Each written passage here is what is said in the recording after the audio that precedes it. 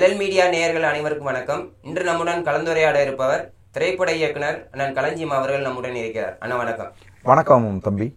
அண்ணா, தொடர்ந்து தமிழ்நாட்டில் கூலிப்படைகளால் மாநில தலைவர் இப்போ ஆம்ஸ்டாங் கொல்லப்பட்டாரு. இதுக்கு முன்னாடி தீபக் ராஜா கொல்லப்பட்டாரு. இப்போ நாம் தமிழர் நிர்வாகி கொல்லப்பட்டிருக்காங்க. இது மாதிரி தொடர்ந்து படுகொலை நடந்துக்கிட்டே இருக்கு. இதுக்கு அரசு தான் பொறுப்பேற்கணுமா, இல்லை இது அரசு பொறுப்பேற்று என்ன நடவடிக்கை எடுக்கணும்னு நீங்கள் சொல்ல வரீங்க? இப்போ என்னன்னா, திமுக சைடுமே இதுக்கு எப்படி நாங்கள் அரசு பொறுப்பேற்க முடியும், இது தனித்தனி நபர் பிரச்சனை, இதுக்கு எப்படி நாங்களும் பொறுப்பேற்க முடியும் அப்படிங்கிறத திமுக ஐடி இதுக்கு பதில் கொடுத்துக்கிட்டு இருக்காங்க. அதுக்கு என்ன சொல்ல விரும்புகிறீங்க? அதாவது மாநில அரசு குறிப்பாக காவல்துறையை மாநிலத்தினுடைய முதலமைச்சர் முத்துவேல் கருணாநிதி ஸ்டாலின் அவர்கள் கையில் வச்சிருக்காரு. அப்படின்னு சொன்னால் இந்த மாநிலத்தினுடைய சட்ட ஒழுங்கை பாதுகாக்க வேண்டியது தமிழக அரசு தான் பாதுகாக்கணும். இதை அடிப்படையில் நம்ம புரிஞ்சுக்கணும். இங்கே தனி மனித தவறுகள் செய்கிறார்கள், தனி மனித பிழைகள் செய்கிறார்கள் அப்படின்னு சொன்னால் அவர்கள் மீது சட்டப்படியான நடவடிக்கை தான் இங்கே எடுக்கப்பட வேண்டுமே ஒழிய கூலிப்படையை ஏவி விட்டு படுகொலை செய்வது ஒருபோதும் ஏற்புடையது அல்ல. சரி, தமிழ்நாடு இன்னைக்கு என்னவா மாறி இருக்கு அப்படின்னு கேட்டால், கூலிப்படைகளின் சுதந்திரமான செயல்பாடு கொண்ட மாநிலமாக தமிழ்நாடு மாறி இருக்கு. தொடர்ச்சியாக தமிழ்நாட்டில் கூலிப்படை தாக்குதல்கள் நடந்துக்கிட்டே இருக்கு. கூலிப்படை அப்படிங்கிற ஒரு கும்பல் அச்சமற்று இயங்குகிற ஒரு மாநிலமாக தமிழ்நாடு மாறி இருக்கு. இது மாறிச்சு அப்படின்னு கேட்டால், எப்போ மதிப்புக்குரிய முத்துவேல் கருணாநிதி ஸ்டாலின் அவர்கள் முதலமைச்சராக வந்தாரோ, எப்போ மதிப்புக்குரிய முதலமைச்சர் முத்துவேல் கருணாநிதி ஸ்டாலின் அவர்கள் காவல்துறையை தன் கரங்களில் வைத்திருக்கிறாரோ அந்த காலத்தில் இருந்தே இது தொடங்கிருச்சு. உளவுத்துறை சுத்தமாக இயங்கலை. காவல்துறையில், அதாவது காவல் நிலையங்களில் தொடர்ந்த அரச பயங்கரவாதம், அதாவது தொடர்ந்த கஸ்டடி மரணங்கள் நடக்க ஆரம்பிச்சிருச்சு. ஒட்டுமொத்தமாக காவல்துறை என்பது இன்னைக்கு குற்றம் சார்ந்த ஒரு துறையாக, காவல்துறை அதிகாரிகள் என்பவர்கள் நேர்மையற்றவர்களாக இன்னைக்கு மாறி போயிட்டாங்க. இப்படியாப்பட்ட ஒரு சூழல் தமிழகத்தில் எப்பவுமே ஏற்பட்டது இல்லை. என்னைக்கு இவர் இந்த அரசு ஒரு திராவிட மாடல் அரசு அப்படின்னு சொன்னாரோ அப்போவே இந்த குற்றச் செயல்கள் தொடர்ச்சியாக நடக்க ஆரம்பிச்சிருச்சு. ஒரு தடவை ஒரு குற்றச்செயல் நடந்துச்சுன்னா அரசு தன்னுடைய இரும்பு கரம் கொண்டு ஒடுக்கி சட்ட ஒழுங்கை தங்கள் கட்டுக்குள்ளே கொண்டுகிட்டு வந்திருக்கணும். ஆனால் தொடர்ச்சியாக ஒரே மாதிரியான கூலிப்படை தாக்குதல்கள் தமிழ்நாட்டில் நடந்துக்கிட்டே இருக்கு. முறையான எந்த நடவடிக்கையும் இதுவரைக்கும் எடுக்கப்படலை அப்படின்னு சொன்னால் இதுக்கு அரசு பொறுப்பேற்க வேண்டுமா வேண்டாமா யோசிச்சு பாருங்க. திமுகவினுடைய ஐடி விங்கு அவங்க திமுகவை நியாயப்படுத்துவதற்கு, அரசை நியாயப்படுத்துவதற்கு என்ன வேணால் பேசுவாங்க. ஒரு தேசிய கட்சி, பகுஜன் சமாஜ் கட்சி, அந்த கட்சியினுடைய ஒரு மாநில தலைவர் வெட்டி படுகொலை செய்யப்படுறார் அப்படின்னு சொன்னால் அந்த திட்டம் ஒரு நாளில் தீட்டப்பட்ட திட்டமாக இருக்காது. கண்டிப்பாக நிச்சயமாக பல நாட்கள் திட்டமிட்டு, அவரை நோட்டமிட்டு, அவரை கண்காணித்து அது நடத்தப்பட்ட படுகொலையாக அது இருக்கும். அப்படின்னு சொன்னால் அப்படி திட்டமிட்டு ஒரு கூலிப்படை ஒருத்தரை கண்காணித்து அவரை கொலை செய்யுதுன்னா உளவுத்துறை என்ன செஞ்சிட்டு இருக்கு? ஒரு தேசிய கட்சியினுடைய மாநில தலைவரை கண்காணிக்கலையா அவங்க? உளவுத்துறை டோட்டலாக ஃபெயிலியர் ஆயிடுச்சா? மாநில அரசு சட்டம் ஒழுங்கை காக்க தவறிவிட்டதா அப்படிங்கிற கேள்வி பெருசாக எழுது.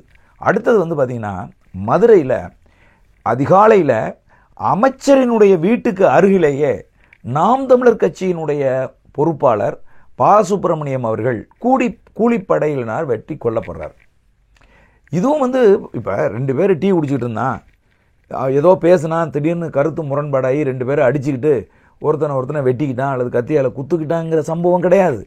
ஒருத்தரை தொடர்ச்சியாக கண்காணித்து அவர் எங்கே போகிறாரு எங்கே வராரு அப்படிங்கிறத கண்காணித்து நடத்துகிற தாக்குதலுக்கு பேர் தான் கூலிப்படை தாக்குதல். அப்படின்னு சொன்னால் இந்த நாம் தமிழர் கட்சியினுடைய நிர்வாகியினுடைய கொலையவும் இவர்கள் கண்காணிக்க தவறிவிட்டார்கள். என்ன சொல்கிறாங்கன்னா, இது அவருடைய சொத்து பிரச்சனை, அது சொத்து பிரச்சனைக்கு அந்த பிரச்சனை அவங்களுக்குள்ள வந்ததுனால ஒரு ஆள் வச்சு கொண்டுட்டதுக்கு இது எப்படி நாங்க கண்காணிக்க முடியும் அப்படிங்கிறாங்க. அப்ப சட்டம் ஒழுங்கை பாதுகாக்கிற பொறுப்பு மாநில அரசுக்கு இல்லையா? மாநில காவல்துறைக்கு இல்லையா? இது சட்ட ஒழுங்கு பிரச்சனைனா போய் என்ன செஞ்சிருக்கணும்? போய் வழக்கு தொடுத்திருக்கணும். வழக்காடு மன்றத்தில் போய் அவர் குற்றவாளின்னு நிரூபித்து அந்த பிரச்சனையை தீர்த்திருக்கணும். அப்படி தீர்க்காமல் ஆள் வைத்து கொலை செய்யலாங்கிற மனநிலையே எப்படி உருவாகுது? அந்த கொலை குற்றத்தில் ஈடுபடுகிற கொலை குற்றவாளிகள், கூலிப்படை கும்பல் ஏன் அச்சமற்று இயங்குது தமிழ்நாட்டில்? இதுக்கு முன்னாடி யாரும் அப்படி இயங்கலையே. இப்போ அடுத்தடுத்து நடக்குது. இப்போ தஞ்சை மாவட்டம் பூதலூரில் ஒரு விஜய் கட்சியை சேர்ந்த ஒரு தம்பி வந்து நேற்று கூலிப்படைகளால் வெட்டி கொல்லப்பட்டிருக்காரு. அப்போ கூலிப்படை நடமாட்டம் என்பது இந்த திமுக ஆட்சியில், திராவிட மாடல் ஆட்சியில் ஒரு துணிச்சலாக செய்யப்படுதே ஏன் என்கிற கேள்விக்கு பதில் சொல்லுங்க. அச்சம் இல்லாம இயங்குறாங்க கூலிப்படை. அது என்ன காரணம்? அப்ப முறையான நடவடிக்கைகள் எடுக்கப்படலை. கூலிப்படையில் இருப்பவர்களுக்கு அச்சம் ஊட்டுகிற நடவடிக்கைகள் இந்த மாநிலத்தில் எடுக்கப்படலை. அதுதானே வந்து காரணமா இருக்க முடியும். ஒருத்தனை வந்து ஒரு தேசிய கட்சியினுடைய மாநில தலைவரை நம்ம வந்து வெட்டி கொன்னோம் அப்படின்னு சொன்னா நம்முடைய வாழ்க்கை பாதிக்கப்பட்டு விடும், மிக கடுமையான விளைவுகளை நம்ம சந்திக்க வேண்டியிருக்கும் அப்படிங்கிற அச்சம் அவர்களுக்கு ஏற்பட்டுச்சுன்னா இந்த காரியத்தை அவர்கள் செய்வார்களா? தொடர்ந்து அடுத்த கூலிப்படை தாக்குதல்கள் அரசியல் கட்சி பிரமுகர்கள் மேல ஏற்படுத்துவாங்களா? அப்போ மாநில அரசு அதை வந்து ஒத்துக்கணும். தங்களுடைய தோல்வியை ஒற்றுக்கொண்டு வந்து இப்போ காவல்துறை அதிகாரிகளை இடம் மாற்றினா இப்போ பிரச்சனை சால்வ் ஆயிருமா? அல்லது மாவட்ட கலெக்டர்களெல்லாம் வந்து இடம் மாற்றி இங்கே இருக்கிறவனை அங்கேயும் அங்கே இருக்கிறவனை இங்கேயும் இடம் மாற்றி போட்டால் பிரச்சனை சால்வ் ஆயிருமா? நான் கேட்குறேன். முத்துவேல் கருணாநிதி ஸ்டாலின் அவர்கள், தமிழகத்தின் முதலமைச்சர் அவர்கள் முழு பொறுப்பேற்று இதை அனைத்து கட்சிகளையும் அழைத்து ஆலோசனை செய்து இந்த கூலிப்படை கலாச்சாரத்தை எப்படி வந்து ஒழித்து கட்ட வேண்டும், எப்படி வந்து அதுக்கு முற்றுப்புள்ளி வைக்கணும், இதற்கான சட்ட திருத்தங்கள் எதை கொண்டு வர வேண்டும் அப்படிங்கிறதெல்லாம் ஆலோசித்து மனித உரிமை அமைப்புகள் எல்லாம் கூப்பிட்டு அழைத்து ஆலோசனை கேட்டு அதிகாரிகளாக இருக்கக்கூடிய மாவட்ட ஆட்சியாளர்கள், மாவட்ட காவல்துறை கண்காணிப்பாளர்கள் எல்லாம் அழைத்து பேசி இதுக்கு ஒரு முற்றுப்புள்ளி வைக்கணும். இது அப்படியே தொடர்ந்துகிட்டு போச்சு அப்படின்னு சொன்னால் இன்னைக்கு தமிழ்நாட்டோட நிலைமை என்னன்னா, தமிழகத்தில் இருக்கக்கூடிய மக்கள் சாதாரணமாக குறிப்பாக பெண்கள் ஒரு சின்ன ஒரு கடைக்கு போயிட்டு வர்றதுக்கு கூட அச்சப்படுகிற ஒரு சூழல் ஏற்பட்டிருக்கு. புரியுதுங்களா? எந்த குற்றத்தையும் யாரும் துணிஞ்சு செய்யலாம் அப்படிங்கிற ஒரு நிலைமை இந்த 3 ஆண்டு காலத்தில் ஏற்பட்டிருக்கு. எந்த பக்கம் திரும்பினாலும் கள்ளச்சாராயம், எந்த பக்கம் திரும்பினாலும் போதைப் பொருள். பள்ளிக்கூட வாசலில் போதைப் பொருள் விற்கிறான், கல்லூரி வாசல்களில் போதைப் பொருள் விற்கிறான். ஒரு அச்சமற்ற ஒரு சூழல் உருவாயிருக்கு. கொள்ளையில் ஈடுபடுறான், கனிம வளங்களை வெட்டி அச்சமற்று எடுத்துக்கிட்டு போறான், பக்கத்து மாநிலத்துக்கு கொண்டு போறான். மணலை அள்ளி விற்கிறார்கள். இதெல்லாம் திமுக தெரிந்தே நடக்குதுங்களா, இல்ல இது வந்து ஒரு இல்லீகலா நடக்குதுன்னு சொல்ல வரீங்களா? இப்ப கள்ளச்சாராயம் காய்ச்சறவன் திமுக காரனா இருக்கானே, எப்படி படுகொலை செய்யப்படுறாங்க? ஆம்ஸ்ட்ராங் அவர்கள் படுகொலை செய்யப்படுறாங்க, அதுல திமுக காரருக்கு சம்பந்தம் இருக்குது எப்படி? நேற்று விஜய் கட்சியில் இருக்கக்கூடிய ஒரு பொறுப்பாளரை தஞ்சை மாவட்டம் பூதலூர்ல கூலிப்படை வெட்டி கொள்ளுது. அதுக்கு திமுகவை சேர்ந்த ஒருத்தர் கைது செய்யப்படுறாரு எப்படி? அப்ப திமுக ஆட்சி அதிகாரத்துக்கு வந்தால் அச்சமற்று குற்ற செயல்களில் ஈடுபடுகிற நிலை அதிகமாகுது. கிட்டத்தட்ட 100க்கும் மேற்பட்டவர்கள் காவல்துறை மரணங்களை சந்தித்திருக்கிறார்கள். அப்போ திமுக தன்னுடைய கட்சியினரை தங்கள் கட்டுப்பாட்டில் வச்சுக்காம ஒழுக்கமற்ற ஒரு செயல்பாட்டினால காவல்துறை அதிகாரிகளை கண்டிக்காம, இதே ஃபெலிக்ஸ் ஜெயராஜ் அவர்கள் அதிமுக பீரியட்ல அடித்து கொலை செய்யப்பட்ட போது திமுக என்ன கொந்தளிப்பு, என்ன குதிச்சாங்க. இப்ப நீங்க ஆட்சி அதிகாரத்துக்கு வந்ததுக்கு அப்புறமா 100க்கும் மேற்பட்டவர்கள் காவல் நிலையங்களை வச்சு படுகொலை செய்யப்பட்டிருக்காங்க. இதுக்கு யார் பொறுப்பேற்பது? திமுக தானே பொறுப்பேற்கணும். எப்படி காவல்துறை விசாரணைக்கு அழைச்சிட்டு போனா எப்படி சாவாங்க? ஏன் அடிச்சு கொள்றீங்க? அப்போ திமுக அரசு சட்ட ஒழுங்கை பாதுகாப்பதற்கு தவறிவிட்டது. நாங்க தான் ஆட்சியில இருக்கிறோம் அப்படிங்கிற அந்த ஆணவத்துல திமுக நிர்வாகிகள் இந்த மாதிரி ஒரு கொலை சம்பவங்களில் ஈடுபடுறாங்க அப்படின்னு சொல்ல வரீங்க? இல்ல, மதிப்புக்குரிய தமிழகத்தின் முதலமைச்சருடைய கட்டுப்பாட்டில் கட்சி இயங்கல.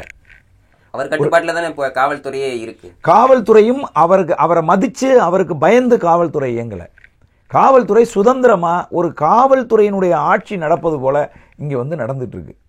காவல்துறை அதிகாரிகள் எதேச்சை அதிகாரமாக செயல்படுறாங்க. அவங்க இஷ்டத்துக்கு வழக்கு போடுறது, இஷ்டத்துக்கு நடவடிக்கை எடுக்கிறதுன்னு செய்கிறாங்க. உளவுத்துறை சுத்தமாக வந்து இயங்கவே இல்லை. தமிழகத்தில் உளவுத்துறை இருக்கா அப்படிங்கிறது கேள்விக்குறியாக இருக்குது. புரியுதுங்களா நான் சொல்கிறது? உதாரணத்துக்கு கள்ளச்சாராயம் குடித்து 20 பேர் மரக்காணத்தில் செத்து போயிட்டாங்க. அப்போ முதலமைச்சர் என்ன சொன்னார்? இரும்பு கரம் கொண்டு அடக்குவோம், இனி ஒருத்தன் கள்ளச்சாராயத்தில் சாக மாட்டான்னு சொன்னார். ஆனால் இங்கே வந்து 60க்கு மேற்பட்டவர்கள் கள்ளச்சாராயம் குடிச்சிட்டு இந்த கள்ளக்குறிச்சியில் செத்து போயிட்டான். அதுக்கடுத்து விக்கிரவாண்டிலையும் அதே மாதிரி மாட்டினாங்க. அதே மாதிரி வந்து இன்னைக்கு வந்து விக்கிரவாண்டி முண்டியம்பாக்கம் மருத்துவமனையில் இன்னமும் ஆட்கள் வந்து இருக்காங்க, கள்ளச்சாராயம் குடித்து ஆபத்தான நிலைமையில இருக்காங்க. அப்போ மாநில அரசு தோல்வி அடைந்து விட்டது. ஐயா மதிப்புக்குரிய முத்துவேல் கருணாநிதி ஸ்டாலின் அவர்கள் ஒரு நிர்வாக திறமையற்ற முதலமைச்சராக இருக்காரு அப்படிங்கிறத ஏற்க வேண்டிய சூழல் இன்றைக்கு ஏற்பட்டிருக்கு. ஆகவே மாநில அரசு சட்டம் ஒழுங்கை பாதுகாக்க வேண்டும், சட்டம் ஒழுங்கு சீர்கெட்டு போனதுக்கு பொறுப்பேற்று அதை சரி செய்யணும் அப்படிங்கிறது தான் நம்முடைய வேண்டுகோள். நான் அடுத்தனா இப்போ கருணாநிதியை வந்து தவறாக இழிவுபடுத்தி பேசிட்டாரு அப்படின்னு சொல்லி சாட்டை துரைமுருகன் கைது செய்யப்பட்டாரு. அதை அடுத்து சீமானனும் இந்த பாட்டில் எதுவும் தவறு இல்லை, சண்டாளங்கிறது அந்த பாடலில் இருந்தது, அதை எடுத்து பாடணும், அதில் என்ன இழிவு இருக்குது அப்படிங்கிற மாதிரி கேட்டிருந்தாரு.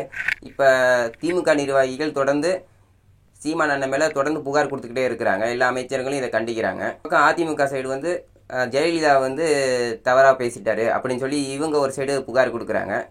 இதே மாதிரி மறைந்த தலைவர்களை இவர் வந்து இழிவுபடுத்துறாரு, அநாகரிக அரசியலை முன்னெடுக்கிறாரு அப்படின்னு சீமான் அண்ணன் மேலே ஒரு குற்றச்சாட்டு வைக்கிறாங்க. இதை எப்படி பார்க்குறீங்க? இல்லை, இதில் வந்து யாரும் வந்து இழிவுபடுத்தலை. நீங்கள் 2 குற்றச்சாட்டை வந்து ஒன்றா வச்சுருக்கீங்க. ஒன்று வந்து நான் பதில் சொல்கிறேன். ஒன்று என்னென்னா, கலைஞர் கருணாநிதி அவர்கள் வந்து மீது எழுதப்பட்ட இந்த பாட்டு இருக்கு பாருங்க, புரியுதுங்களா? நாகூர் அனிபா அவர்களுடைய குரலில் கலைஞரை போற்றி எழுதப்பட்ட அதே டியூனில் கலைஞரை தூற்றி ஒரு பாட்டை எழுதி அந்த பாட்டை வந்து அதே மாதிரி நாகூர் அனிபா அவர்களைப் போலவே ஒரு வாய்ஸை வந்து தேர்வு செஞ்சு அந்த குரலில் அந்த பாட்டை பதிவு செஞ்சு ஒவ்வொரு தேர்தலையும் தமிழகம் முழுவதும் அதை பரப்புரையில் பயன்படுத்தினது அண்ணா திராவிட முன்னேற்ற கழகம். இது அம்மா ஜெயலலிதா அவர்கள் காலத்திலிருந்தே இது நடந்துகிட்டு இருக்கு. கலைஞர் கருணாநிதி அவர்கள் உயிரோடு இருக்கிற காலத்தில் இருந்தே இது நடந்துகிட்டு இருக்கு. புரியுதுங்களா? ஆனால் அன்னைக்கெல்லாம் ரோசப்படாத திமுக காரர்கள், அன்றைக்கெல்லாம் களத்தில் இறங்கி வீர வசனம் பேசாத சுபவி போன்றவர்கள் இன்னைக்கு, அதாவது ஒரு இணையதளத்தில் நான் பார்க்குறேன், கடந்த 7 ஆண்டுகளாக பல லட்சம் பேர் பார்த்துருக்குறாங்க இந்த பாட்டை. கடந்த 7 ஆண்டுகளாக இந்த பாட்டு அந்த இணையத்தில் இருக்கு. புரியுதுங்களா உங்களுக்கு? அப்போ யார் இந்த பாடலை எழுதினார்கள் என்பது குறித்து சுபவி போன்ற அறிவாலய ஒட்டு திண்ணை வாசிகளுக்கு கவலை கிடையாது. இந்த பாட்டை யார் பாடினார்கள் என்பது குறித்து அவர்களுக்கு பிரச்சனை கிடையாது. இந்த பாட்டை அண்ணா திராவிட முன்னேற்ற கழகம் தேர்தல் பரப்புரையில் கருணாநிதியை தூற்றுவதற்கு, இழிவாக அவரை பற்றி பேசுவதற்கு மேடைக்கு மேடை பயன்படுத்துகிறார்கள் என்பது குறித்தும் அவர்களுக்கு வந்து கவலை கிடையாது. ஆனால் தமிழ் மண்ணுக்காக, தமிழ் நிலத்துக்காக, தமிழ் மக்களுக்காக உழைத்தவர்களுக்கு சிறை சென்றவர்களுக்கு பாடல் இல்லை. ஆனால் தமிழ் இன விரோதியாக இருக்கிற ஐயா கலைஞர் கருணாநிதி அவர்களுக்கு பாட்டு பாடி அவருடைய புகழை போற்றுகிறார்கள் அப்படின்னு சொல்லி மேடையில் ஒரு மேற்கோள் காட்டி பேசுகிற போது இந்த பாடலை பயன்படுத்தினார் சாட்டை துரைமுருகன். புரியுதுங்களா? ஐயா கர்மவீர காமராஜருக்கு பாடல் கிடையாது, அவர் பல ஆண்டுகள் சிறையில் இருந்திருக்காரு. ஐயா மதிப்புக்குரிய நல்லக்கண்ணு அவர்களுக்கு பாடல் இல்லை. ஐயா வாவு சிதம்பரனார் அவர்கள் செக்கிழுத்தாரு, தன்னுடைய சொத்து பூராத்தையும் இழந்தாரு, அவருக்கு வந்து பாட்டு கிடையாது. ஆனால் எதுவுமே செய்யாமல் தமிழர்களை சுரண்டிய, தமிழர்களுக்கு விரோதமாக செயல்பட்ட கலைஞர் கருணாநிதிக்கு கள்ளக்குடி கொண்ட கருணாநிதி வாழ்கன்னு பாட்டு வச்சுருக்காங்க அப்படின்னு சொல்லி பாடுகிற போது அதற்கு எதிர்மறையாக எழுதப்பட்ட பாடலையும் அவர் மேற்கோள் காட்டி பேசினார். புரியுதா? இதற்காக அவரை வந்து கைது செஞ்சாங்க. அவரை கைது செய்கிற போது கட்சியின் தலைவராக அதற்கு பதில் சொல்லுகிற போது இப்போ நான் சொன்னதெல்லாம் அவர் அண்ணன் சீமான் அவர்கள் சொல்கிறாங்க. பாட்டை எழுதுனது உனக்கு பிரச்சனை கிடையாது, பல வருடங்களாக இந்த பாடு தமிழகம் முழுவதும் பாடப்படுவது உங்களுக்கு பிரச்சனை கிடையாது. இந்த பாடல்கள் இணையதளங்களில் நிறைய 20க்கும் மேற்பட்ட இணையதளங்களில் இந்த பாட்டு இருக்குது, அது உங்களுக்கு பிரச்சனை கிடையாது. சாட்டை துரைமுருகன் மேற்கோள் காட்டி பேசுனது மட்டும்தான் உங்களுக்கு பிரச்சனையா அப்படின்னா நான் கூட மேற்கோள் காட்டி நான் பாடுறேன். ஏன்னா இந்த பாடல் இணையதளத்தில் இருக்குது, அண்ணா திராவிட முன்னேற்ற கழகம் இதை பயன்படுத்திட்டு இருக்குன்னு அண்ணன் செந்தமிழன் சீமான் பாடி காட்டினார். அவர் ஒன்றும் கலைஞர் கருணாநிதி அவர்களை இழிவுபடுத்தணும் அப்படிங்கிறதுக்காக அதை செய்யலை. ஒன்று. சாட்டை துரைமுருகன் அவர்கள் அந்த மேடையில் பேசினாங்கன்னா அது அதோட போயிருக்கும். இப்போ இதில் யாருக்கு தெரியுமா நன்றி சொல்லணும்? இல்லை, சுபவி அவர்களுக்கு நன்றி சொல்லணும்.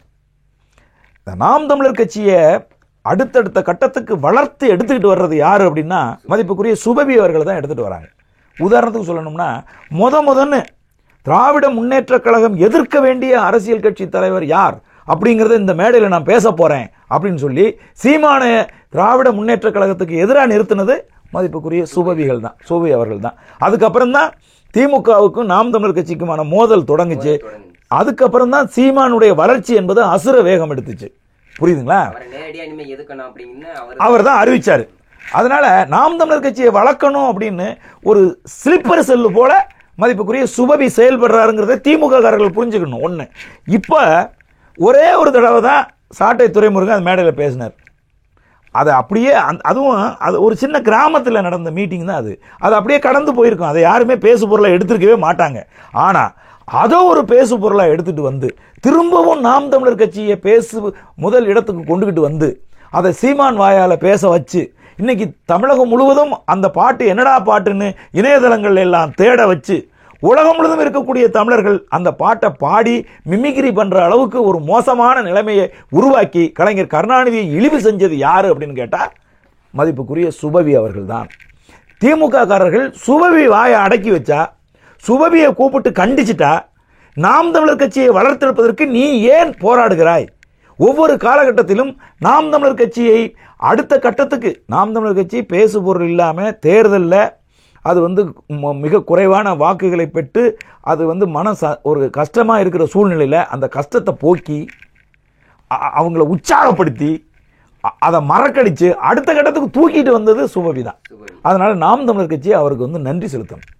புரியுது உங்களுக்கு? இன்னமும் ஐயா 2026 தேர்தலுக்கு இன்னமும் சீமானை நீங்கள் கடுமையாக எதிர்த்து திமுகவுக்கு எதிராக சீமானை முன்னிறுத்தி இன்னமும் அவரை ஆட்சி அதிகாரத்தில் உட்கார்ற வரைக்கும் உங்களுடைய பணி நாம் தமிழர் கட்சிக்கு தேவைப்படுது ஐயா. மிக சரியாக செய்கிறீங்க நீங்கள். வாழ்த்துக்கள். உங்களுக்கு நாம் தமிழர் கட்சி என்றைக்குமே நன்றி உடையதாக இருக்கும் மதிப்புக்குரிய சுபவி அவர்களை. அடுத்தன்னா அதே ப்ரெஸ் மீட்டில் சீமான் என்ன சொல்லியிருந்தாரு, வருண் ஐபிஎஸ் ஒரு சாதிய வன்மத்தோட தான் செயல்படுறாரு, அவருக்கு இந்த சமூகம்லாம் அவருக்கு ஆகாது அப்படின்னு ஒரு குற்றச்சாட்டு வச்சிருந்தாரு. இந்த குற்றச்சாட்டு உண்மைதானா? இல்ல, அதுக்கு நடுவில் நான் இன்னும் ஒரு குற்றச்சாட்டுக்கு நீங்க வச்ச குற்றச்சாட்டுக்கு நான் பதில் சொல்லிடுறேன். அது என்னன்னா, மதிப்புக்குரிய ஜெயலலிதா அம்மாவின் குறித்து வச்சாங்க. அண்ணா திராவிட முன்னேற்ற கழகம் அதுக்கு வழக்கு போட்டாங்க. அண்ணா திராவிட முன்னேற்ற கழகத்திலிருந்து யாருமே வழக்கு போடலைங்க. புரியுதுங்களா? அதுவுமே முன்னால் பேசப்பட்ட கடந்து செல்லக்கூடிய ஒரு செய்தி தான். அந்த செய்தியில் அவர் என்ன சொல்றாருன்னா, மதிப்புக்குரிய ஆம்ஸ்ட்ராங் அவர்களுக்கு சென்னை நகரத்துக்குள்ளேயே அவரை புதைப்பதற்கு தமிழக அரசு அனுமதிக்கல. ஆனா உலகத்தின் பிரசித்தி பெற்ற ஒரு கடற்கரையை சுடுகாடா மாத்தி இந்த பக்கம் கலைஞர், இந்த பக்கம் எம்ஜிஆர், நடுவில் ஜெயலலிதா அம்மாரை புதைச்சி வச்சிருக்கீங்களே, அது எப்படி நியாயம் அப்படிங்கிற செய்தியை சொல்ல வரும்போது அவர் கலோக்கியலா 2 ஆண்களுக்கு நடுவில் ஒரு பெண்ணை நீங்கள் புதைச்சிருக்கிறீங்க அப்படின்னு ஒரு செய்தியை அவர் பதிவு செஞ்சார். இதை எடுத்துக்கிட்டு போய் நான் இதில் போய் கமிஷனர் ஆஃபீஸில் போய் கம்ப்ளைண்ட் கொடுக்குறேன், டிஜிபி ஆஃபீஸில் கம்ப்ளைண்ட் கொடுக்கணும்னு போனது மதிப்புக்குரிய கேசி பழனிசாமி அவர்கள். ஏன்னா கேசி பழனிசாமிக்கு பேசு பொருள் இல்லை. அவர் நான் அதிமுக ஒன்னா சேர்க்கிறேன்னு சொல்லிட்டு இபிஎஸ் உட்காந்து திட்டிட்டு இருக்காரு. நீங்க அவரை திமுகவுடைய கைக்கூலி செயல்படுறீங்க அப்படின்னு ஒரு குற்றச்சாட்டு வச்சிருந்தீங்க. ஆமாங்க, திமுகவுக்கு ஆதரவா செயல்படுகிற ஒரு திமுக கைக்கூலி தான் மதிப்புக்குரிய கேசி பழனிசாமி அவர்கள்.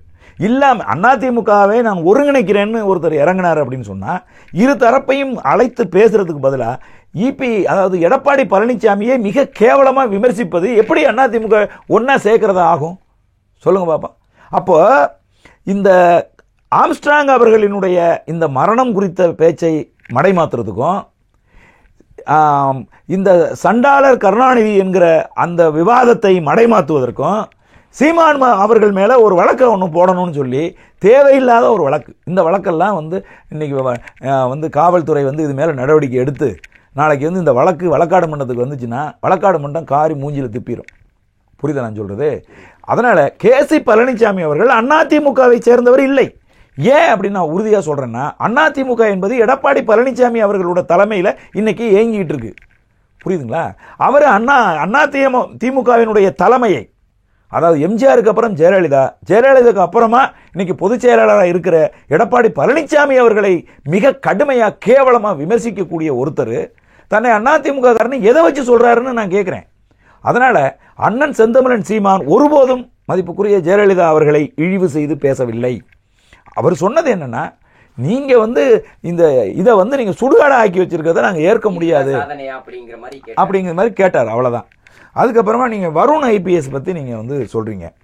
அதாவது என்னன்னா, நாம் தமிழர் கட்சியை குறிவைத்து நாம் தமிழர் கட்சியின் மீது தொடர்ந்து நடவடிக்கை எடுப்பது, அந்த அவர் எங்க இருக்கிறாரோ, அப்ப சென்னையில் அவர் இருக்காருன்னா சென்னைக்கு அந்த வழக்கை எப்படியாவது மாற்றி வேற ஒரு வழக்கு மூலமா சென்னைக்கு கொண்டு வர வச்சு சென்னையில் குண்டாஸ் போடுறது அப்படிங்கிற இழிவான வேலைகளை எல்லாம் மதிப்புக்குரிய வருண் ஐபிஎஸ் அவர்கள் தொடர்ச்சியாக செஞ்சுக்கிட்டு இருக்கார். அந்த விடயங்களை முன்வைத்து ஆதாரத்தோடு தான் நான் செந்தமிழன் சீமான் அவர்கள் பேசினாங்க. அவர் சாதிய வன்மத்தோட செயல்படுறாரு, சாதி உணர்வோடு அவர் செயல்படுறாரு அப்படிங்கிறத ஆதாரம் இல்லாமல் அவர் பேசலை. அவருக்கு அது பதிவு கூட போட்டிருந்தாரு ட்விட்டர்ல. அது இங்க பாருங்க, அவர் ஒரு காவல்துறை அதிகாரிகிற வேலை இதெல்லாம் கிடையாது. புரியுதுங்களா? இணையத்தில் ஒருத்தர் பேசுறாருங்கிறதுக்கு இங்கே கள்ளச்சாராயத்தில் செத்துக்கிட்டு இருக்கிறான், அதில் கவனம் செலுத்தணும். நகரத்துக்குள்ள அடுத்தடுத்து மரணங்கள் நடந்துகிட்டு இருக்கு. கூலிப்படை மிக மோசமாக சென்னை நகரத்தை ஆக்குபை பண்ணி வச்சிருக்கு. ரவுடிகள் மிக மோசமாக இங்கே செயல்பட்டு இருக்காங்க. மக்கள் அச்சமற்று இயங்க முடியல. இதுக்கு வேலை செய்யான்னு சொன்னால் உட்காந்து நீ எக்ஸ் தளத்தில் பதிவு போட்டுட்டு உட்காந்துருப்பீங்களா? இதுவே ஒரு தரமற்ற ஒரு அதிகாரி அப்படிங்கிறதுக்கான உதாரணமாக இருக்குது. ஒரு சரியான அதிகாரி சட்டம் ஒழுங்கை நிலைநிறுத்துவதற்கு, இங்கே குற்றங்கள் நடக்கிறதுக்கு முன்னாடியே அதை தடுத்து நிறுத்துவதற்கு ஆன வேலைகளை செய்கிறத விட்டுட்டு நீங்கள் எக்ஸ் தளத்தில் உட்காந்து பதிவு போட்டுக்கிட்டு இருந்தால் அது எப்படி உங்களுக்கு வேலையா? அது நான் கேட்குறேன். ஒரு ஐபிஎஸ் ஆஃபீஸரோட வேலையா இந்த வேலை? இதெல்லாம் ஏற்க முடியாது. மக்கள் பணியில் உங்களுடைய கவனம் முழுவதையும் மக்கள் பணியில் செலுத்துங்க. நீங்கள் உங்கள் பொறுப்புக்கு சென்னை நகரம் வந்ததுக்கு அப்புறமா ஒரு சட்ட ஒழுங்கு பிரச்சனை கூட ஏற்படாது அப்படிங்கிற நிலையை நிலைநிறுத்துவதற்கு முயற்சி செய்யுங்க. அதை விட்டுட்டு யாரோ ஒருத்தன் பதில் சொன்னால் அதுக்கு நான் எக்ஸ் தளத்தில் பதில் போட்டேன் அப்படின்னு நீங்கள் செயல்படுறது ஏற்புடையதல்ல. ஆனால் இறுதியாக ஒரு கேள்வினா, திருச்சி சூர்யா தொடர்ந்து சாட்டை துறைமுருகன் நாம் தமிழ் கட்சி சார்ந்த ஒரு ஆடியோ வெளியிட்டே இருக்காரு. இந்த ஆடியோ அவருக்கு எப்படி கிடைச்சிருக்கும்? இதுக்கு முன்னாடி துறைமுருகன் இவரும் பேசின ஒரு ஆடியோ வெளியிட்டாரு. ஏன்னா அது அவங்க 2 பேரும் பேசினது. இப்போ தொடர்ந்து இவங்க வேற யாரோட பேசினதெல்லாம் இவர் எடுத்து வெளியிட்டே இருக்காரு. இந்த ஆடியோ அவருக்கு என்ன எதுக்கு எப்படி கிடைச்சிருக்கும்? அதனால அவருக்கு என்ன பயன்? இல்லை, இப்போ நான் என்ன சொல்றேன்னா, எதுக்காக காவல்துறை ஃபெலிக்ஸ் ஜெரால்டை கைது செய்யுதுன்னா, அவர் சவுக்கு சங்கரை நேர்காணல் செய்தார். அந்த நேர்காணலில் சவுக்கு சங்கர் காவல்துறையில் இருக்கக்கூடிய பெண்களுக்கு இழிவை ஏற்படுத்துறது மாதிரி பேசிட்டாரு. அதை ஃபெலிக்ஸ் ஜெரால்டு அவர்கள் அனுமதித்தார் அப்படிங்கிறதுக்காக அவர் கைது செய்யப்பட்டார். ரைட்டா? இப்போ அவர் கைது செய்யப்பட்ட குற்றத்துக்கும் அவருடைய ஆஃபீஸை நீங்கள் சர்ச் பண்ணி, அவர் ஆஃபீஸில் இருக்கக்கூடிய கேமராவெல்லாம் சீஸ் பண்ணி, அவர் ஆஃபீஸில் இருக்கக்கூடிய கம்ப்யூட்டர் எல்லாத்தையும் சீஸ் பண்ணி கொள்ளையடிக்கிறது மாதிரி கொள்ளையடிச்சிட்டு போகிறதுக்கும் ஏதாவது சம்மந்தம் இருக்கா? ஒரு சம்மந்தமும் இல்லை. சம்மந்தம் இல்லாததான் எடுக்கிறாங்க அப்படிங்கிறதான். இந்த கேள்வியை நான் கேட்கல, இந்த கேள்வியை நீதியரசர் கேட்கிறார். ஏப்பா, அவரை நீங்கள் கைது செஞ்ச வழக்குக்கும் நீங்கள் அவர் வீட்டை போய் சோதனை போடுறதுக்கும் அவர் ஆஃபீஸை சோதனை போடுறதுக்கும், சோதனை போட்டிங்க ரைட்டு, ஆஃபீஸை சோதனை போட்டு அங்கே இருக்கிற பொருட்கள் எல்லாம் தூக்கிட்டு போகிறதுக்கும் என்னையா சம்மந்தம் இருக்குது அப்படின்னு நீதியரசர் கேள்வி கேட்குறாரு. காவல்துறை பதில் சொல்ல முடியாமல் தலை குனிஞ்சு நிற்கிது. அப்படியான ஒரு செயலை மதிப்புக்குரிய தம்பி துரைமுருகனை கைது செய்கிறாங்க. கைது செய்யும்போது அவருடைய செல்போனை, அவர் வச்சிருக்க லேப்டாப்பை, இதையெல்லாம் பிடுங்க வேண்டிய அவசியம் என்ன இருக்குது? அவர் கைது செய்யப்பட்டது எதுக்கு அப்படின்னா, விக்கிரவாண்டி இடைத்தேர்தலில் கடைசி நாள் பரப்புரையில் அவர் பேசினதற்காக அவர் கைது செய்யப்படுறார். அந்த பரப்புரை என்பது யாரும் மூடி மறைக்கல. கிட்டத்தட்ட 30-40 சேனல்ஸில் அந்த பரப்புரை வந்திருக்கு, ஆயிடுச்சு. அவர் ஒரு பிரபலமான யூடியூபர் அப்படிங்கிறதுனால அவருடைய சாட்டை சேனல்லையே அந்த பரப்புரை வந்திருக்கு. புரியுதுங்க உங்களுக்கு?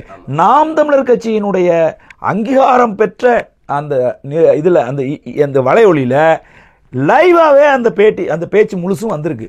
அப்படிங்கும்போது அதிலிருந்து நீங்கள் எடுத்துக்க வேண்டியதானே. அவர் செல்ஃபோனை எதுக்கு பிடுங்குனீங்க? பிடுங்கின செல்ஃபோனை இப்போ வரைக்கும் கொடுத்தீங்களான்னா கொடுக்கல. காவல்துறையில் இருக்கக்கூடிய அந்த செல்ஃபோனில் இருக்கக்கூடிய செய்திகள், பதிவுகள் திருச்சி சூர்யாவுக்கு எப்படி வருது யோசிச்சு பாருங்க. இப்போ காவல்துறை கிரிமினலாக யோசிக்குது. எப்படி யோசிக்குதுன்னா, திருச்சி சூர்யாவுக்கும் சாட்டை துரைமுருகனுக்கும் நேரடியான மோதல் இருக்கு. அவங்க 2 பேருக்குமான இணையதளத்தில் அவங்க 2 பேரும் மாறி மாறி ஒருத்தர் திட்டி பதிவுகளை போட்டுக்கிட்டு இருக்காங்க. இந்த சூழ்நிலையில் காவல்துறை என்ன செய்யுதுன்னா, சாட்டை துரைமுருகனை இழிவு செய்ய வேண்டும், நாம் தமிழர் கட்சியை தரம் தாழ்த்த வேண்டும் அப்படிங்கிறதுக்காக திட்டமிட்டு திருச்சி சூர்யா கிட்ட இந்த சாட்டை துரைமுருகன் செல்போனில் இருக்கிற பதிவுகளை எடுத்து கொடுத்து ஒன்றொன்னா வெளியிட விடுறாங்க. இது ஒரு ஒரு ஒரு அப்பட்டமான அயோக்கியத்தனமா இல்லையா? இது தவறா இல்லையா? இதை ஒரு காவல்துறை செய்யலாமா? இது காவல் சம்பந்தமே இல்லை. இதை மாநில காவல்துறையை கையில் வச்சிருக்கக்கூடிய முதலமைச்சர் கூப்பிட்டு கண்டிக்கணுமா இல்லையா? ஏப்பா இந்த மாதிரியான வேலையெல்லாம் செஞ்சு அரசுக்கு கெட்ட பேரை ஏற்படுத்துறீங்கன்னு சம்பந்தப்பட்ட அதிகாரியை உடனடியாக கண்டிக்கணுமா இல்லையா? அவர் மீது நடவடிக்கை எடுக்கணுமா இல்லையா? சொல்லுங்க பாப்பா. எதுக்காக செல்போனை பண்ணிட்டு போனீங்க? எதுக்காக அவர்கிட்ட இருக்கக்கூடிய எலக்ட்ரானிக் குட்ஸ் எல்லாம் ஏன் வாங்கிட்டு போனீங்க ரைட்டு. நீதிமன்றம் காரி மூஞ்சில திப்பி இது என்ன வழக்காயா, இந்த வழக்கில் எந்த முகாந்திரமும் கிடையாதுன்னு சொல்லி அவனை ரிமாண்ட் பண்ணாமல் அவனை விடுதலை செஞ்சிட்டாங்கல்ல. அப்போ அங்கேயே நீதிமன்ற வளாகத்திலேயே அவனுடைய பொருட்களை ஒப்படைச்சிருக்கணுமா இல்லையா? எதற்காக அவன் பொருளெல்லாம் இன்னைக்கு வரைக்கும் வச்சுக்கிட்டு அதில் இருக்கக்கூடிய பதிவுகளெல்லாம் நீங்கள் திருடிக்கிட்டு அது தனி மனித சுதந்திரத்துக்கு எதிரானது இல்லையா? அதனால் காவல்துறை தமிழகத்தில் மிக மோசமாக சட்ட ஒழுங்கு பிரச்சனைக்கு எதிராக, இன்னும் சொல்ல போனீங்கன்னா மனித உரிமைகளுக்கு எதிராக காவல்துறை தொடர்ச்சியாக செயல்பட்டுக்கிட்டே இருக்கு. இது வன்மையாக கண்டிக்கத்தக்கது. காவல்துறையை தன் கையில் வச்சிருக்கக்கூடிய முதலமைச்சர் அவர்கள் உடனடியாக காவல்துறை அதிகாரிகளை கடுமையாக நடவடிக்கை எடுத்து கண்டிக்கல அப்படின்னு சொன்னால் நீதிமன்றத்தில் தொடர்ச்சியாக தமிழக அரசு தலைக்குனிவை சந்தித்து கொண்டே இருக்கும். பொருந்தாத வழக்குகளை போடுறது, புரியுதுங்களா? வழக்குக்கு சம்பந்தமில்லாத பொருட்களை போய் திருடிட்டு வர்றது, இதையெல்லாம் காவல்துறை தொடர்ச்சியாக செஞ்சுக்கிட்டு இருக்கு. இதன் மீதெல்லாம் தமிழக அரசு நடவடிக்கை எடுக்கணுங்கிறது என்னுடைய கருத்து. அடுத்தனா கர்நாடகாவில் கன்னடர்களுக்கு 75% இல்லை 100% சரியாக தெரியல. இப்போதைக்கு கன்னடர்களுக்கு மட்டும்தான் அந்த வேலை வாய்ப்பு கொடுக்கணும் அப்படிங்கிற மாதிரி தனியார் நிறுவனங்கள் கொடுக்கணும் அப்படிங்கிற மாதிரி ஒரு செய்தி வந்துக்கிட்டு இருக்கு. இதை எப்படி பார்க்குறீங்க? இது மண்ணின் மைந்தர்களுக்கு கொடுக்கணுமா இல்லை கன்னடர்களுக்கு மட்டும் கொடுக்கணுமான்னு எப்படி பார்க்குறீங்க? இல்லை, அது எப்படின்னா 2 விஷயம் இருக்குது. ஒன்று நேஷனாலிட்டி, அதாவது தேசிய இனம். இன்னொன்று சிட்டிசன்ஷிப், அதாவது அந்த கர்நாடக மாநிலத்தினுடைய குடிகள். புரியுதுங்க உங்களுக்கு? அப்போ ஆமாம். அப்போ அந்த கன்னட இந்த சட்டம் நமக்கு இன்னமும் முழுமையாக அந்த சட்டம் என்னங்கிறது தெரியல. நமக்கு நியூஸ் 18 வந்த ஒரு செய்தியின் அடிப்படையில் நான் உங்களுக்கு சொல்கிறேன். சிட்டிசன்ஷிப் அப்படிங்கிறது குடிமக்கள், நேஷனாலிட்டி அப்படிங்கிறது தேசிய இனம். கன்னட மொழி பேசுகிற கன்னடர்களுக்கு அந்த வேலையா, இல்லை கர்நாடகாவில் வாழுகிற கர்நாடக குடிமக்களுக்கு அந்த வேலையா அப்படிங்கிற சந்தேகம் நமக்கு இருக்குது. புரியுதுங்களா? அந்த செய்தி என்பது எப்படி இருக்குன்னு இப்படி நான் எடுத்துக்கிறேன். அது எப்படி எடுத்துக்கிறேன்னா, கன்னட தேசிய இனத்துக்கு மட்டும், கன்னட மொழி பேசுகிற கர்நாடகாவில் வாழுகிற கர்நாடக பூர்வ குடிகளாக இருக்கிற கன்னடர்களுக்கு மட்டும் இந்த வேலை அப்படின்னு சொன்னால் இது ஏற்புடையது அல்ல. அப்படிதான் வருதுன்னா இது ஏற்புடையது அல்ல. கர்நாடகாவில் வாழுகிற ஒட்டுமொத்தமாக கன்னட குடிமக்களுக்கு அந்த வேலை அப்படின்னு இருக்கணும். என்ன காரணம் அப்படின்னு கேட்டிங்கன்னா, கர்நாடகாவில் கன்னடர்கள் மட்டும் வாழலை. கர்நாடகாவில் தமிழர்கள் வாழுகிறார்கள், தெலுங்கர்கள் வாழுகிறார்கள். இன்னும் சொல்ல போனீங்கன்னா கர்நாடகா என்பது கிட்டத்தட்ட 2 கோடி தமிழர் இனத்தை கொண்ட ஒரு மாநிலம். புரியுதுங்களா உங்களுக்கு? அப்போது லிங்காயத்துகள் வாழ்கிறாங்க. புரியுதுங்களா? அவர்களுடைய மொழி தனி, தமிழும் கன்னடமும் கலந்த மொழி லிங்காயத்துகள் பேசுகிறார்கள். அப்போ லிங்காயத்துகளுக்கு வேலை இல்லையா? அங்கு வாழுகிற தமிழ் குடிமக்களுக்கு அங்கே வேலை இல்லையா? அங்கு வாழுகிற தெலுங்கு குடிமக்களுக்கு அங்கே வேலை இல்லையா? ஒன்று கன்னடர்களுக்கு மட்டும்தான் அங்கே வேலை அப்படின்னு சொல்கிறது ஏற்புடையது அல்ல. புரியுதுங்களா? இங்கே கூட நாம் தமிழர் கட்சி சொல்லுது, என்ன சொல்லுதுன்னா, யார் வேணாலும் இங்கே வாங்க, இங்கே என்ன தொழில் பண்ணுங்க, படித்து வேலைக்கு போங்க, யார் வேணாலும் இங்கே பொழைச்சிக்குங்க, உங்களுக்கு ஒரு ஆபத்து ஏற்படுகிற போது உங்களை பாதுகாக்கிற பொறுப்பு எங்களுடையது. இந்த மண்ணின் மைந்தர்களாக இருக்கக்கூடிய தமிழ் தேசிய இனத்தை சேர்ந்தவர்களுடைய பொறுப்பு அந்த பொறுப்பு. அதே நேரத்தில் தமிழ் நிலத்தை ஆள வேண்டும் அப்படின்னு நீங்கள் நினைக்காதீங்க. தமிழர் நிலத்தை தமிழர் தான் ஆளணும் அப்படி தான் நம்ம சொல்கிறோமே ஒழிய, நீங்கள் தமிழ் நிலப்பரப்பில் இருக்கக்கூடிய வேலைகள் அனைத்தும் தமிழர்களுக்கு மட்டும்தான் அப்படின்னு நம்ம இது வரைக்கும் சொன்னதில்லை. உங்க எண்ணிக்கைக்கு ஏற்ப உங்களுக்கு நாங்கள் வேலை பகிர்ந்து கொடுக்குறோம். அது வந்து நம்ம அது வந்து மக்கள் தொகை கணக்கெடுப்பின் அடிப்படையில் நம்ம பேசுகிறோம். அதுக்கும் இதுக்கும் வித்தியாசம் இருக்குன்னு வைங்களேன். அப்போ தமிழ் தேசிய இனத்தை சேர்ந்தவர்களுக்கு மட்டும்தான் வேலை அப்படின்னு தமிழ்நாட்டில் யாரும் இது வரைக்கும் அந்த மாதிரி சொல்லலை. புரியுதுங்களா? இன்னும் சொல்ல போனீங்கன்னா என் போன்றவர்களுடைய கோரிக்கையா இங்கே தமிழ்நாட்டில் தமிழ் படித்தவர்களுக்கு வேலை கொடுக்கணும் அப்படின்லாம் நம்ம வந்து நினைக்கிறோம். புரியுதுங்களா? முன்னுரிமை தமிழ் படித்தவர்களுக்கு கொடுக்கணும். தமிழ் என்பது வந்து ஒரு 12ஆம் வகுப்பு வரைக்கும் அந்த பாடமே வந்து தமிழில் தான் இருக்கணும். ஆங்கிலம் பயிற்று மொழியாக இருக்கணும். ஆங்கிலம் ஒரு பாடமாக இருக்கணும் அப்படின்னு நம்ம வந்து சொல்கிறோம். நான் படிக்கும் போதெல்லாம் அது அப்படி தான் இருந்துச்சு. ஆங்கிலம் ஒரு பாடமாக இருந்தது, பயிற்று மொழி தமிழாக இருந்தது. அதை மாற்றி கலைஞர் கருணாநிதி அவர்களுடைய காலத்தில் இங்கே வந்து ஆங்கிலத்தை முதன்மைப்படுத்தி தமிழை வந்து பின்னுக்கு தள்ளினாங்க. அதையெல்லாம் சரி செய்யணும்னு தான் நம்ம சொல்கிறோமே ஒழிய, இன்றைக்கு கர்நாடகத்தில் சித்தராமையா அவர்கள் சொல்லுவது போல அங்கே இருக்கக்கூடிய வேலைகள் கன்னடர்களுக்கு மட்டுமானது. அங்கே வாழுகிற தமிழர்களுக்கோ லிங்காயத்துகளுக்கோ அல்லது தெலுங்கர்களுக்கோ கன்னட அரசு வேலை அவர்களுக்கு கிடையாது.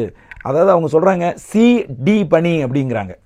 அந்த ஏபி பணி என்ன, சிடி பணி என்னங்கிறது நமக்கு தெளிவாக தெரியல.